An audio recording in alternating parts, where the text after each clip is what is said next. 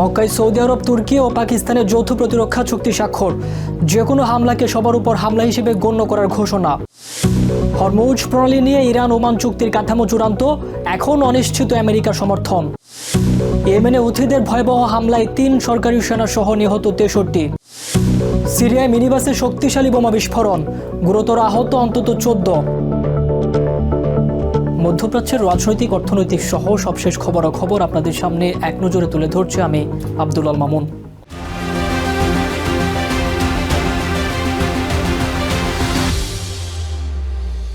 Saudi আরবের পবিত্র শহর মক্কায় অনুষ্ঠিত এক শীর্ষ সম্মেলনে সৌদি আরব, তুর্কি ও পাকিস্তান এক ঐতিহাসিক যৌথ প্রতিরক্ষা চুক্তিতে স্বাক্ষর করেছে। শুক্রবার মক্কার আল সাফা প্রাসাদের রাজকীয় দরবারে তুর্কির প্রেসিডেন্ট রিসেপ তাইপ এরদোয়ান, পাকিস্তানের প্রধানমন্ত্রী শেহবাজ শরীফ ও সৌদি যুবরাজ মোহাম্মদ বিন সালমান চুক্তিতে সই করেন। মক্কা জয়েন্ট ডিফেন্স এগ্রিমেন্ট শীর্ষক এই চুক্তিতে উল্লেখ করা হয়েছে, 3 দেশের যে কোনো একটির উপর সশস্ত্র হামলা হলে তা বাকি সব দেশের উপর আক্রমণ হিসেবে গণ্য হবে। সৌদি প্রেস এজেন্সি প্রকাশিত যৌথ বিবৃতিতে বলা হয়, 3 দেশের ঐতিহাসিক সম্পর্ক, ইসলামিক সংহতি ও কৌশলগত স্বার্থের উপর ভিত্তি করে গঠিত এই চুক্তির মূল লক্ষ্য সম্মিলিত নিরাপত্তা জোরদার করা, যৌথ প্রতিরোধ ক্ষমতা বৃদ্ধি এবং প্রতিরক্ষা সহযোগিতা প্রসারিত করা। হরমুজ প্রণালী নিয়ে একটি অস্থায়ী চুক্তি কাঠামোতে পৌঁছেছে ইরান ও ওমান।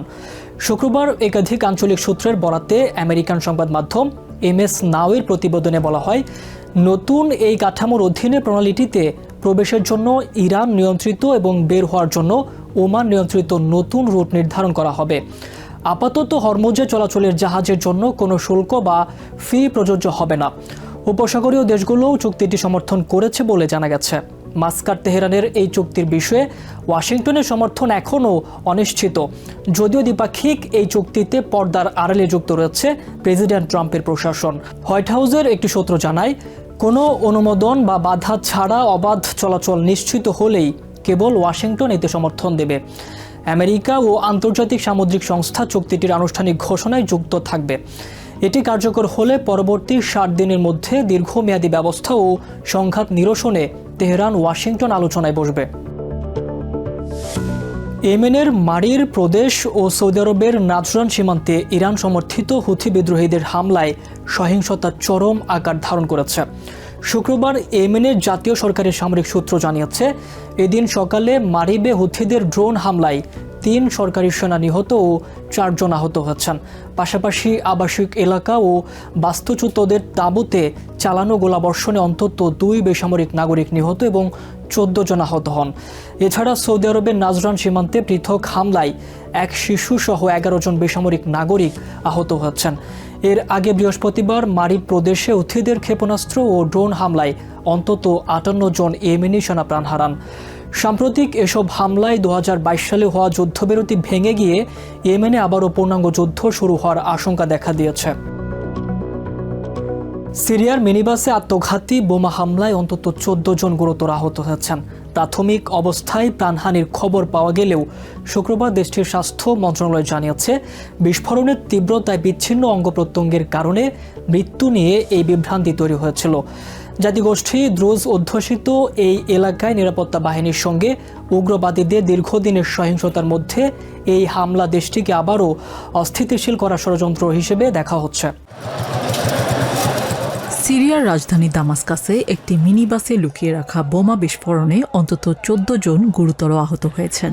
বৃহস্পতিবার রাতের এই ঘটনায় মিনিবাসটি মারাত্মকভাবে ক্ষতিগ্রস্ত হয় এবং চারপাশের দোকানপাটের কাঁচ ভেঙে চুরমার হয়ে যায়। বিস্ফোরণের বিকট শব্দ শুনে আমরা বাইরে বেরিয়ে যাই।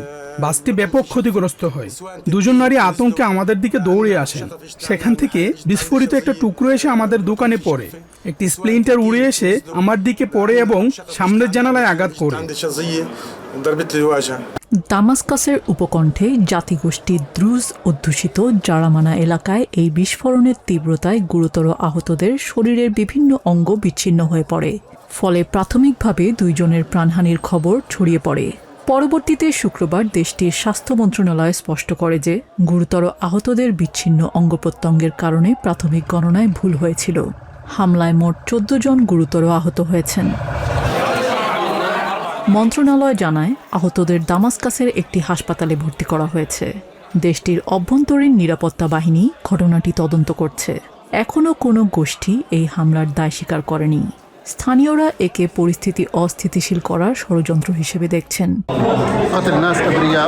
দেশে অরাজকতা তৈরি করতেই অন্যায়ভাবে এই নির্দোষ মানুষদের হত্যা ও আহত করা হচ্ছে। এটি সম্পূর্ণ বিকৃত ও নৃশংস মানসিকতার কাজ।